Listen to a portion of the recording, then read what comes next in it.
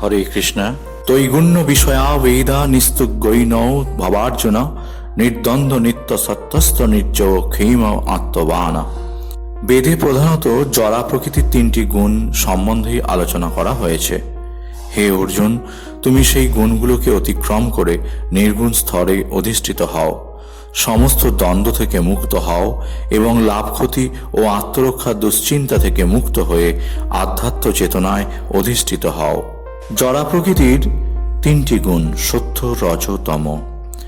এই সত্য গুণ হল সাত্ত্বিক গুণের আধার, যে গুণের প্রভাবে মানুষ শ্রেয়কে বা শ্রেষ্ঠকে দেখে দেখে চলে, শ্রী গুরুকে দেখে দেখে চলে, শ্রী ভগবানকে দেখে দেখে তার জীবন রচনা করে। রাজসিক গুণ হল যে গুণের সাহায্যে মানুষ পরিবেশের মানুষকে দেখে দেখে চলে, পরিবেশের মানুষ যা করে সেই মানুষের মতো আচরণ করে। তামসিক গুণ, যে গুণের মধ্য দিয়ে মানুষ পশুদের মতো আচরণ করে, পশুবৎ ব্যবহার করে, সেই হলো তামসিক গুণ। প্রকৃতপক্ষে এই তিনটি গুণ প্রতিটা সত্তার, প্রতিটা মানুষের মধ্যে এটা অবস্থিত। তবে এই গুণের সমন্বয়ে কখনো মানুষ সাত্ত্বিক, কখনো মানুষ রাজসিক, কখনো মানুষ তামসিক আচরণ করে। শ্রী ভগবান বলছেন, এই যে তৈগুণ্য প্রকৃতির তিনটি গুণ, এই প্রকৃতির তিনটি গুণ সম্বন্ধে বেদে আলোচনা হয়েছে। এগুলো জড়া প্রকৃতির গুণ। যেহেতু আমরা জড়জগতে অধিষ্ঠান করছি, তাই জড়জগতের এই গুণটির সমন্বয়ে আমাদের প্রতিটি সত্তায়, জীব জগতের প্রতিটা জীবের মধ্যে এই তিনটি গুণই বর্তমান আছে। কিন্তু এই গুণের মধ্যে আমাদের সীমাবদ্ধ থাকলে হয় না, এই গুণকে অতিক্রম করতে হয়। করে কি হয় না, নির্গুণ হতে হয়। তাই শ্রী ভগবান অর্জুনকে বলছে, তুমি সেই গুণগুলোকে অতিক্রম করো, কারণ এখানে কোনো গুণই ভালো নয়। সাত্ত্বিক গুণও নয়, রাজসিক নয় এবং তামসিক গুণও নয়। সমস্ত গুণকে অতিক্রম করে নির্গুণ স্তরে অধিষ্ঠিত হও, সমস্ত দ্বন্দ্ব থেকে মুক্ত হও, লাভ ক্ষতি ও আত্মরক্ষার দুশ্চিন্তা থেকে মুক্ত হয়ে তুমি আধ্যাত্ম চেতনায় অধিষ্ঠিত হও। নির্যোগ ক্ষেম আত্মবানা, অর্থাৎ অলব্ধ বস্তুর লাভ, তার রক্ষার চিন্তা থেকে মুক্ত হও, আত্মবান, আধ্যাত্ম চেতনায় অবস্থিত হও। জড়া প্রকৃতির এই যে গুণ, এই গুণের প্রভাবে জড়জগতের প্রত্যেকটি ক্রিয়া প্রতিক্রিয়া দেখা যায়। তার যে কর্মের ফল সেই জীবকে জড়জগতের বন্ধনে আবদ্ধ করে রাখে। আর বেদের আমরা কি দেখেছি, বেদে সাধারণত সকাম কর্ম করার শিক্ষা দান করা হয়। আর তার ফলে সাধারণ মানুষ এই জড় সুখ উপভোগ, জড় ইন্দ্রিয়ের তৃপ্তি সাধনের স্তর থেকে ক্রমশ অধঃক্ষজ স্তরে উত্তীর্ণ হতে পারে। তাই ভগবান তার প্রিয় সখা, প্রিয় শিষ্য অর্জুনকে উপদেশ দিয়েছেন, বেদান্ত দর্শনের মর্ম উপলব্ধি করো। উপলব্ধি করে তুমি পরা প্রকৃতিতে অধিষ্ঠিত হও।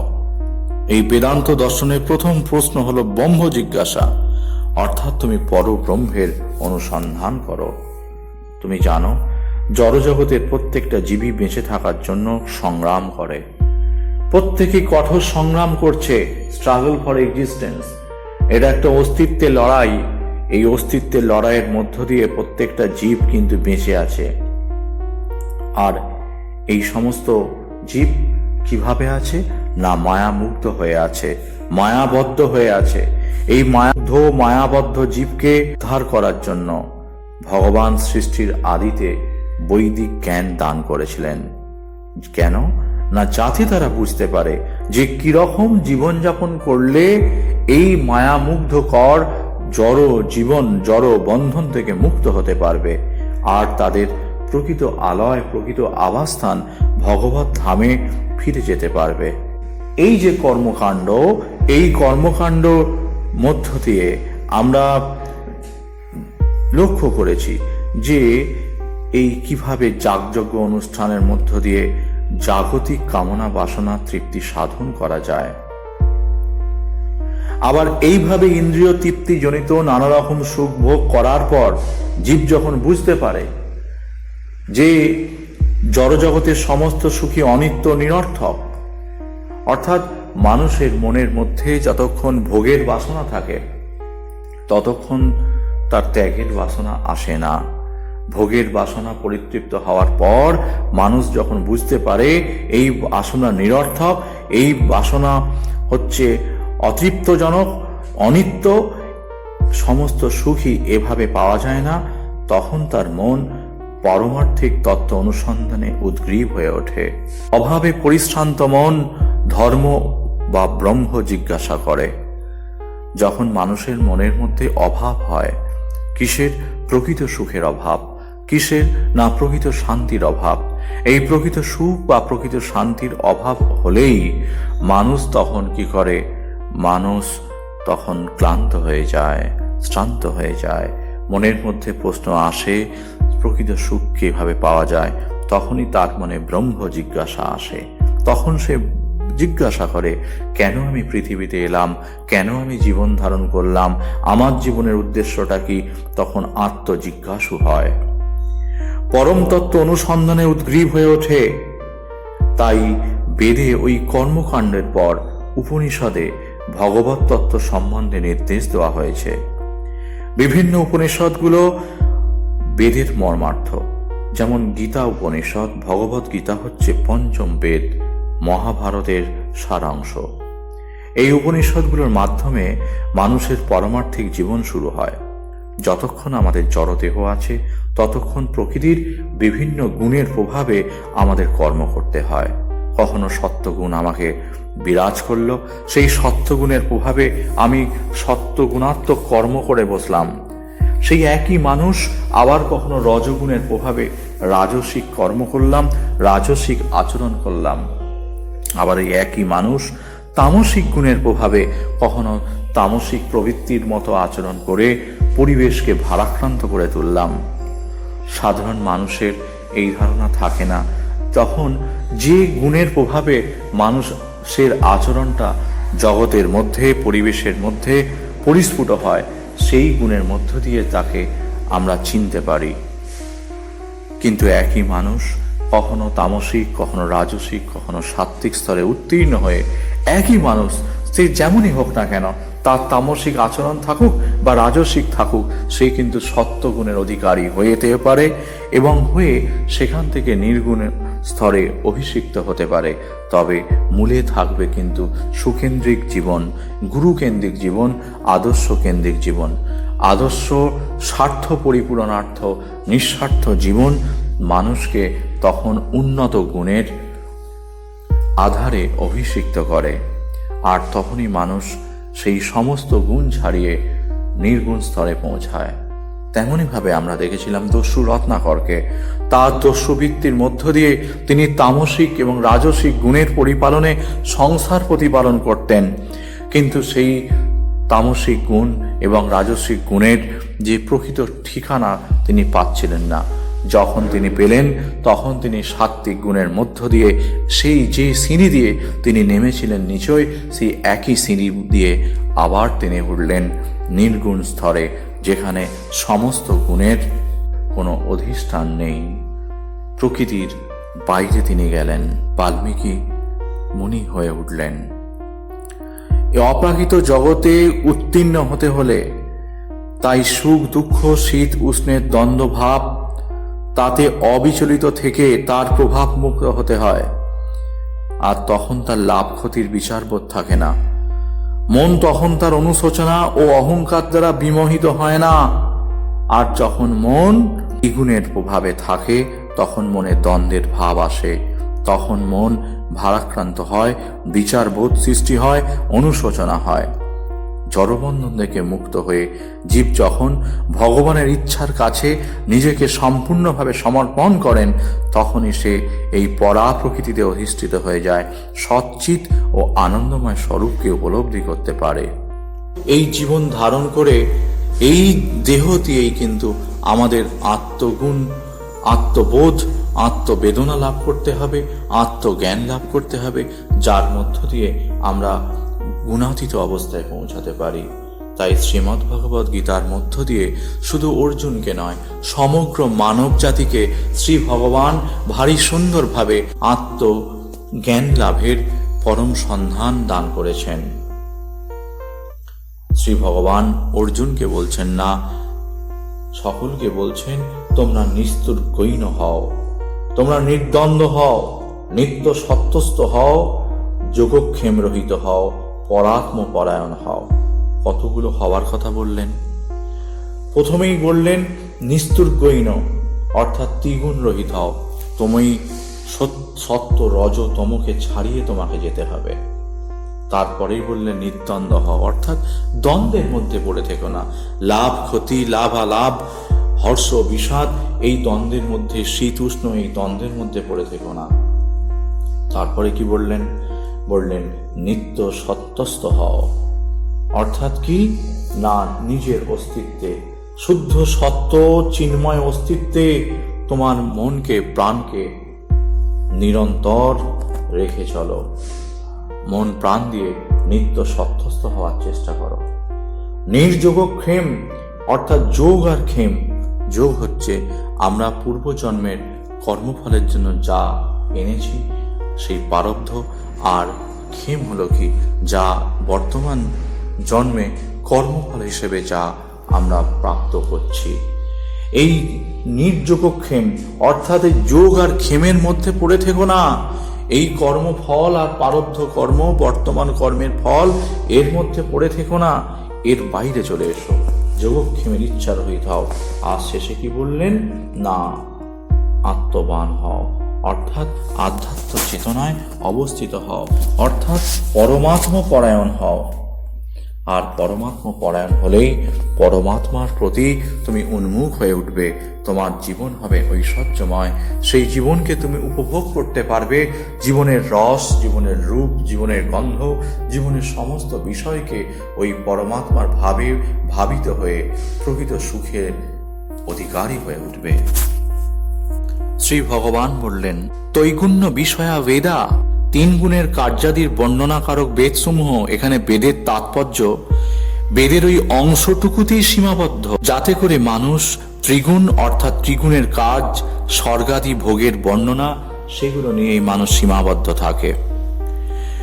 এখানে কিন্তু বেদের নিন্দা করেননি শ্রী ভগবান, বরং তার মধ্য দিয়ে নিষ্কাম ভাবের মহিমায় তিনি দান করেছেন। যেমন হীরের বর্ণনা করার মধ্য দিয়ে তার সঙ্গে যদি কাঁচের বর্ণনা করা হয়, তার অর্থ কাঁচের নিন্দা করা নয়, বরং হীরের মহিমা জানানোই উদ্দেশ্য। অর্থাৎ হে মানবকুল, তোমরা বেদের কর্মকাণ্ডের মধ্যে আটকে আছো, বেদের গুণত্রয়ের কার্যগুলোর মধ্যে তোমাদের জীবন সীমাবদ্ধ আছে। তাই তোমরা এই ত্রিগুণের চাকার মধ্যে, ত্রিগুণের জাঁতাকলের মধ্যে পড়ে জীবনকে নিষ্পেষণ করছো। প্রকৃত সন্ধান কিছু পাচ্ছ না, জীবনের উদ্দেশ্যের স্বাদ তোমরা পাচ্ছ না, কারণ তোমরা ওই তিনটি সত্য রজ তম, এই তিন গুণের যে জাঁতাকল, এই তিন গুণের জাঁতাকলে থেকে তোমরা সমস্ত কিছু করছো।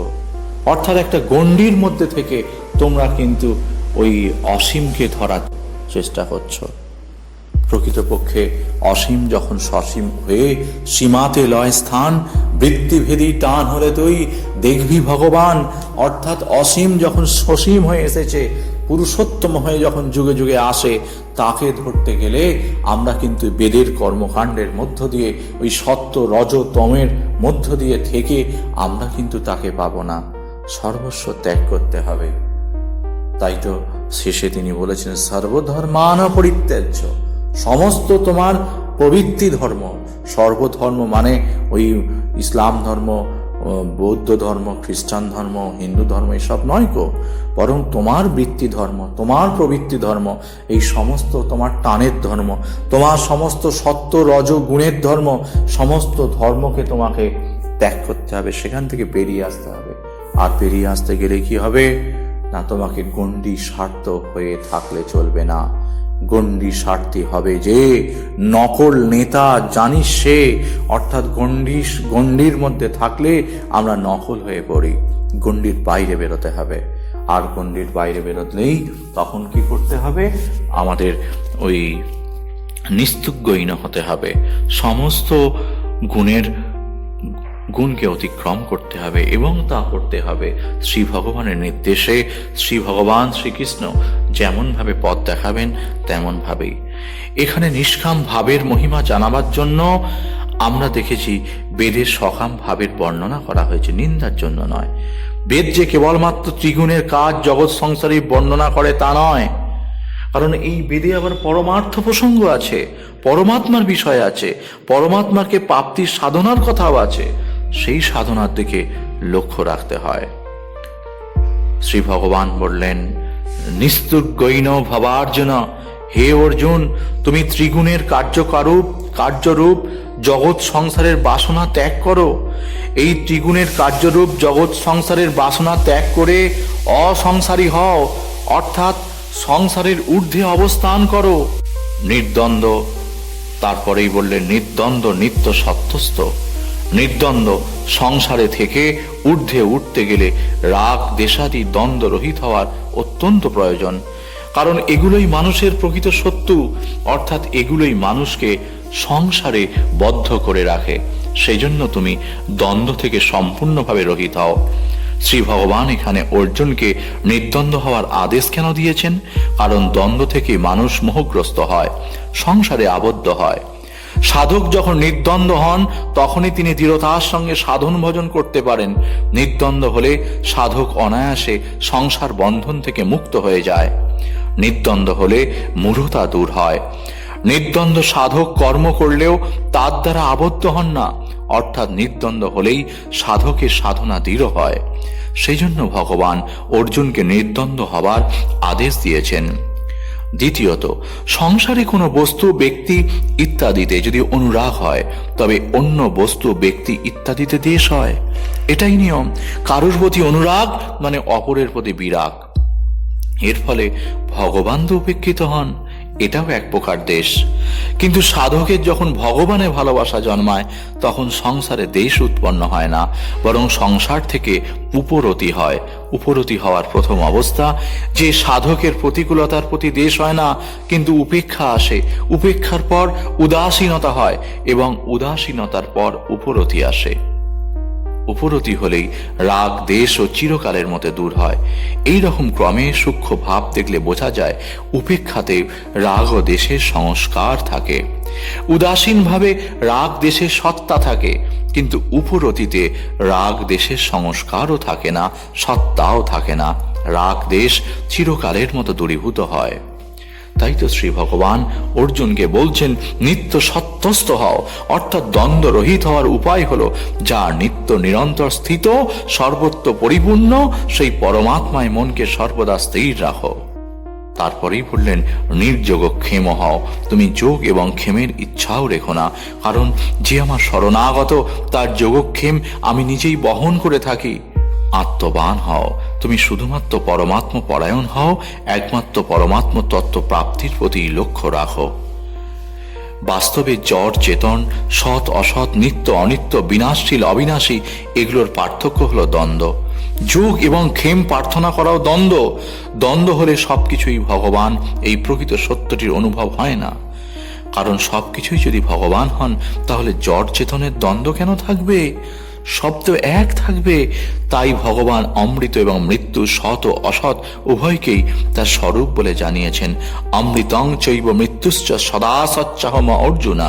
তার মানে আমাদের এই সুন্দর সাংখ্য যোগের এই মান্ত্রিক উপস্থাপনার মধ্য দিয়ে শ্রী ভগবান ভারী সুন্দরভাবে দেখিয়ে দিলেন আমাদের জীবন কোথায় আবদ্ধ হয়ে আছে। আমাদের জীবন সেই পূর্বপুরুষ থেকে ভোগ এবং সম্পদের লালসায় জীবনকে আমরা ধর্মকে উপলক্ষ করেও আমরা করে চলেছি। ধর্মকে সাক্ষী করেও, ধর্মগ্রন্থকে আমাদের মতো করে ব্যাখ্যা করেও, আমাদের মতো করে উপস্থাপনা করেও আমরা ভোগ ঐশ্বর্যে মেতে আছি। এবং থেকে কি হয়েছি?